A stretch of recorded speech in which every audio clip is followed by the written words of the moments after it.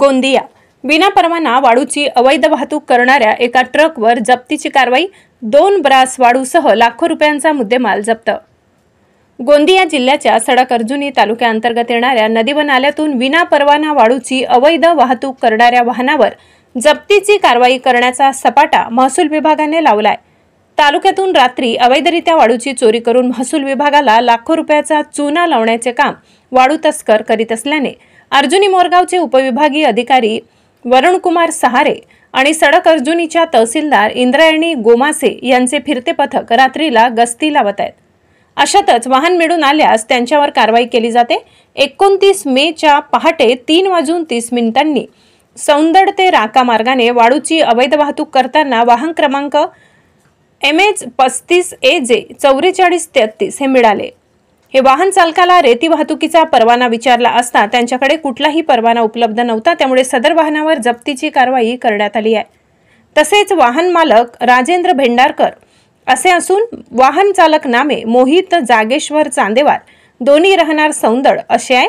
सदर कारवाई महसूल पथकाने उपविभागीय अधिकारी वरुणकुमार सहारे आणि तहसीलदार इंद्रायणी गोमासे यांच्या आदेशावरून जप्तीची कारवाई केली आहे। तसेच 2 ब्रास वाळूची किंमत 9,000 रुपये, तसेच वाहनाची किंमत अंदाजे 15 लाख रुपये एवढी असून 15,09,000 रुपयाचा एकूण मुद्देमाल जप्त केलाय। तसेच सदर वाहन तहसील कार्यालय येथे जमा करण्यात आले असून सोबत लाखो रुपयांचा दंड ठोठावण्यात आलाय। सदर कारवाई अर्जुनी मोरगावचे उपविभागीय अधिकारी वरुणकुमार सहारे, तहसीलदार इंद्रायणी गोमासे यांच्या मार्गदर्शनाखाली ग्राम महसूल अधिकारी अनिकेत मेश्राम, हनुमंत आंबेकर यांनी केली आहे।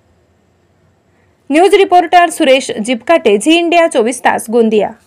2 ब्रास रेती अवैधपणे वाहतूक करताना पकडलेला आहे आणि संबंधित प्रकरणामध्ये महाराष्ट्र जमीन महसूल संहितेच्या कलम 48 नुसार पुढील कारवाई प्रस्तावित करण्यात आलेली आहे।